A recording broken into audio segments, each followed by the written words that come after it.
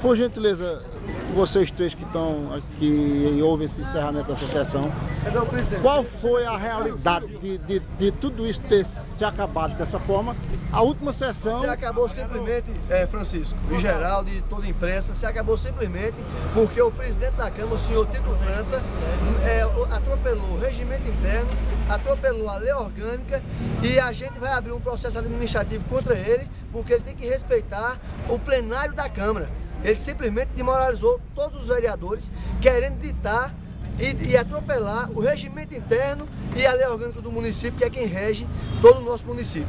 Então a gente queria votar a eleição da mesa diretora hoje, porque era o direito, é o dever, está dizendo a lei orgânica e o regimento interno dizendo isso, e ele simplesmente ditou contra todos os demais vereadores, e a gente não poderia ser desmoralizado pelo excelentíssimo senhor presidente da Câmara, o senhor Tito França. Ele acha que fazendo isso ele está ditando dentro do município de Pesqueira. Sim, mas realmente, vereador, a sessão ficou adiada para o dia 15, como ele queria. Ele convocou para o dia 15, convocou a sessão. A gente vai entrar na justiça amanhã, vamos entrar com um processo administrativo e entrar na justiça para a gente ver qual é o procedimento que a gente vai tomar. O senhor tem alguma coisa a acrescentar, o senhor? O encerramento da sessão foi uma atitude unilateral do presidente. A gente queria que ele cumprisse o regimento, cumprisse a lei orgânica, convocasse a eleição.